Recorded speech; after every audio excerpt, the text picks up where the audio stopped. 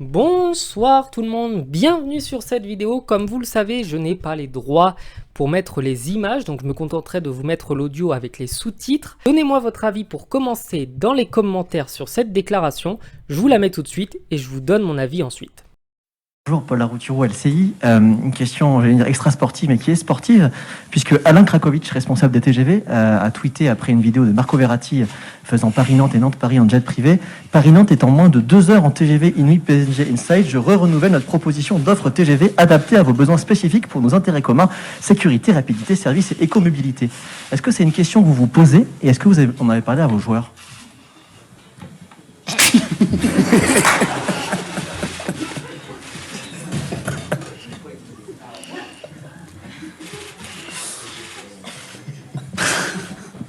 Excusez-moi, je me doutais qu'on allait avoir cette question-là.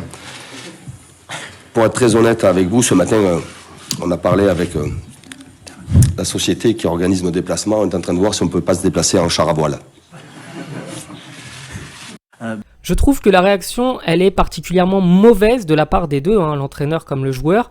Parce que Kylian Mbappé explose de rire pour se moquer du journaliste. Galtier, quant à lui, fait une blague qui, je trouve, elle est quand même assez marrante, sa blague, mais est absolument pas bien placée.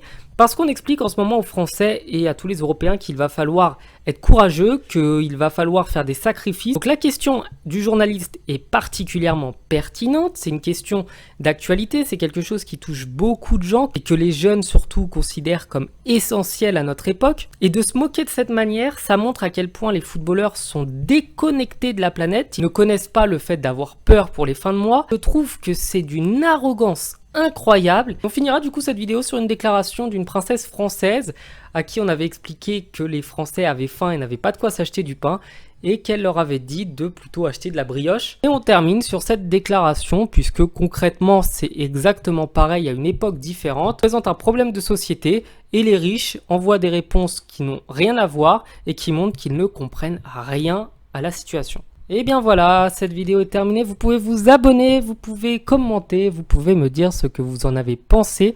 Je vous dis à bientôt sur la chaîne. Ciao.